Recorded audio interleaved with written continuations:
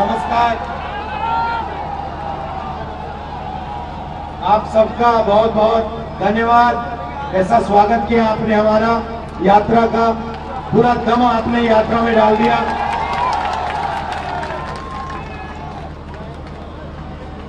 एक साल पहले हमने यात्रा शुरू की कन्याकुमारी से कश्मीर तक।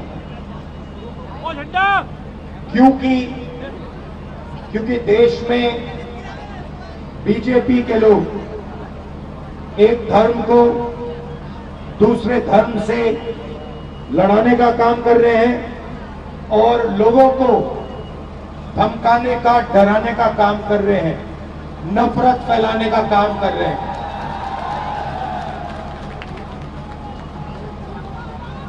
मैं आपसे पूछता हूं,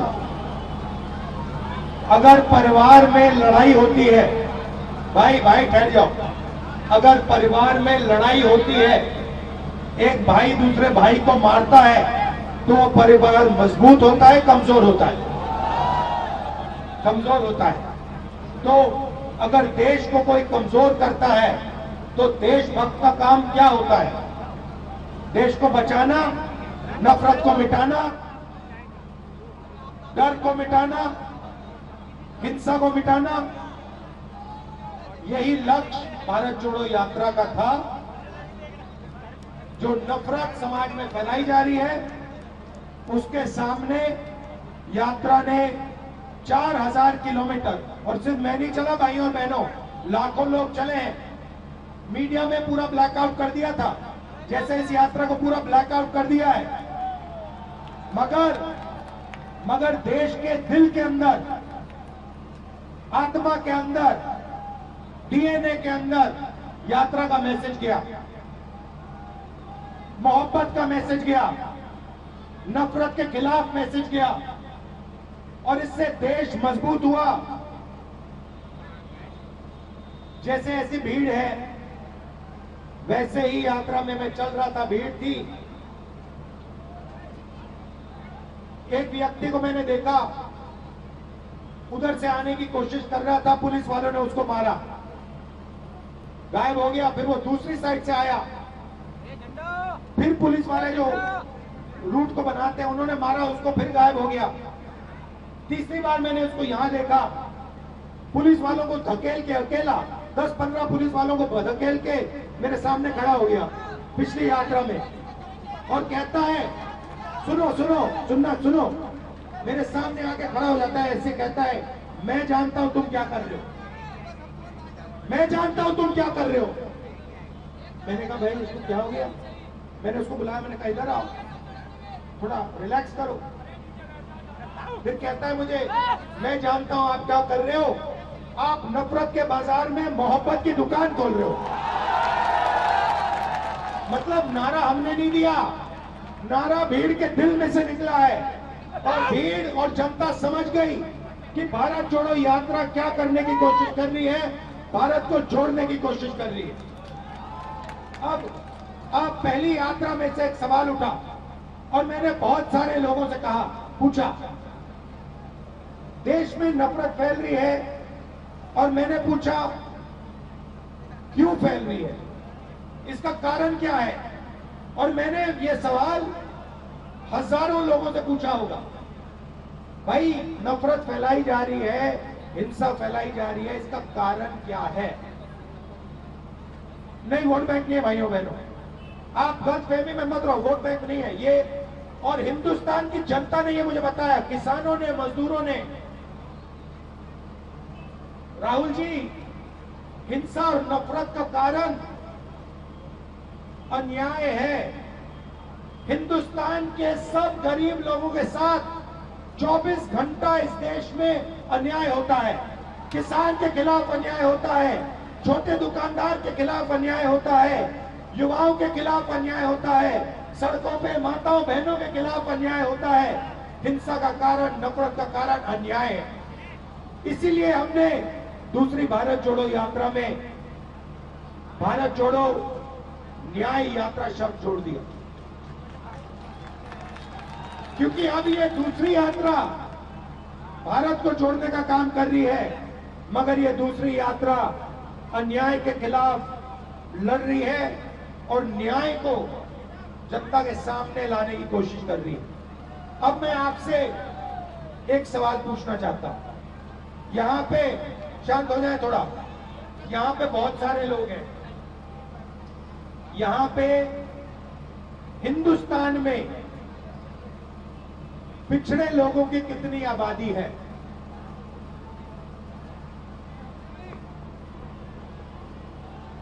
कितनी आबादी है? कितनी है? पिछड़ों की 50% आबादी है। ठीक है, ठीक है। दलितों की कितनी आबादी है? 5% नहीं भाई, 15%। सब माइनॉरिटी को मिला दो, सिख, मुसलमान, क्रिश्चियन, जैन, सबको मिला दो। इनकी कितनी आबादी है? 15%। आदिवासियों की आबादी कितनी है? 8%। 50 और 15 कितना होता है? 65 और 15 कितना होता है? 80 और 8 कितना होता है? 88 ना? ठीक है।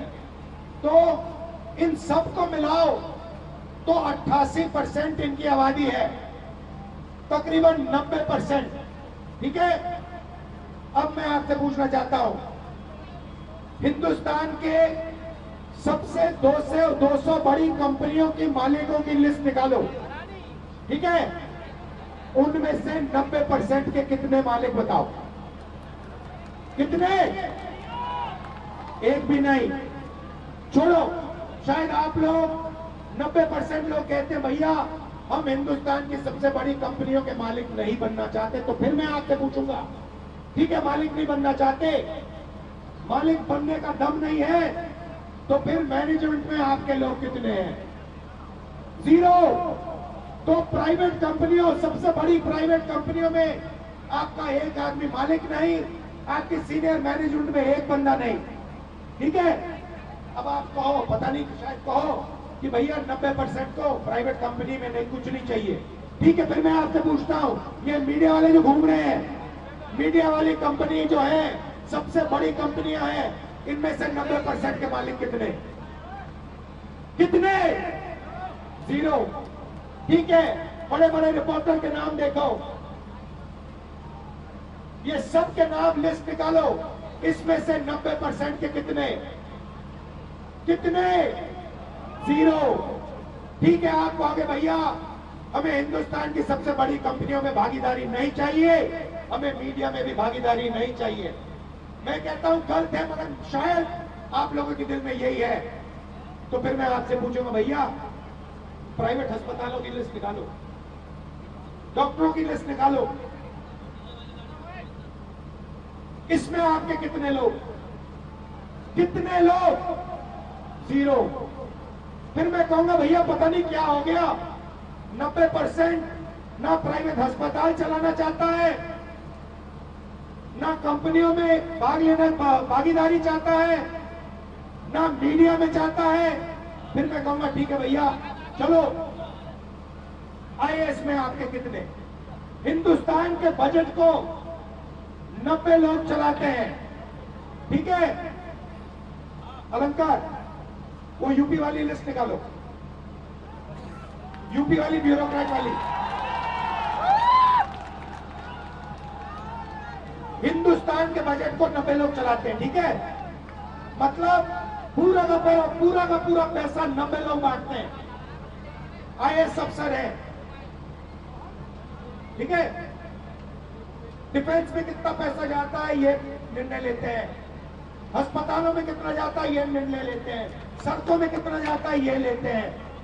अब मुझे बताओ, हिंदुस्तान की सरकार के 90 सबसे बड़े आईएएस अफसर में 90% के कितने लोग? 3 ओबीसी, 3 दलित, 1 आदिवासी, 1-2 माइनॉरिटी के। आप जानते हो कि आप में से 90% में से बजट की कितनी भागीदारी है? जानते हो 90% की कितनी भागीदारी है? 7% बजट आप कंट्रोल करते हो। अब मैं ये देखो, यूपी की बात करता हूं, मैं आंकड़े निकालता हूं। यूपी के बजट को सुनो, यूपी के बजट को 90%, यूपी की 90% आबादी यूपी के बजट को 62 अफसर कंट्रोल करते हैं, ठीक है, 62। अब मैं आपसे पूछता हूं, इन अफसरों में से 62 अफसरों में से 90% के कितने यूपी में बताओ? मैं आपको बताता हूं भाइयों, मैं बताता हूं, ओबीसी की भागीदारी यूपी के बजट में 55% हो आप, कम से कम आपकी भागीदारी 4%।